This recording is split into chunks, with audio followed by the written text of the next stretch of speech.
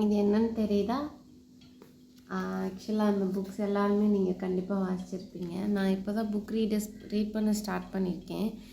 எதனாலனா கொஞ்சம் English fluency வந்து கொஞ்சம் இம்ப்ரூவ் பண்ணிக்கலாம் அப்படின்னு. நான் பேசும்போதே கவனிச்சிங்கன்னா தெரியும், என்னோடய ப்ரொனவுன்சியேஷன் ரொம்ப ஒஸ்ட்டாக இருக்கும். ஸோ இது வந்து எப்படின்னா, வாயில் பென் வச்சுட்டு புக் வந்து நம்ம எவ்ரி பேஜ் ரீட் பண்ணும்போது வாசித்தோன்னா நமக்கு ப்ரொனவுன்சியேஷன் அப்புறம் இந்த வே ஆஃப் ஃபாஸ்ட் வந்து இம்ப்ரூவ் இருக்கும் அப்படின்னு சொல்லிட்டு நான் கொஞ்சம் பார்த்தேன். ஸோ ஓகே அப்படின்னு சொல்லிட்டு என் லைஃப்லேயே ஃபஸ்ட் டைம் இங்கிலீஷில் புக் வாங்கியிருக்கேங்க நான் படிக்கிறதுக்கு. ஆக்சுவலி இந்த 2 புக்குமே எல்லாருமே வாசிச்சிருப்பீங்க ஐ ஹோப். இது வந்து ராபின் சர்மாவுடைய who will cry when you die அப்படிங்கிற புக்கு.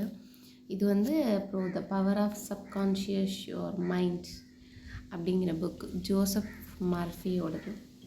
ஸோ இந்த 2 புக்குமே வாசித்து பாருங்கள். I hope. நான் இப்போ தான் இந்த புக் வந்து ஒரு 5 பேஜஸ் ரீட் பண்ணியிருக்கேன். நல்லா இருக்குது, ஈஸியாக இருக்குது, சிம்பிளான ஒரு இங்கிலீஷ் அண்ட் நிறைய புது புது வெக்காபுலரிஸ்லாம் இருக்குது நம்ம தெரிஞ்சுக்கிறதுக்கு. ஸோ உங்களுக்கு உதவியாக இருக்கும்னு நினைக்கிறேன். இந்த புக் வந்து அமேசானில் அவைலபிள் இருக்குது.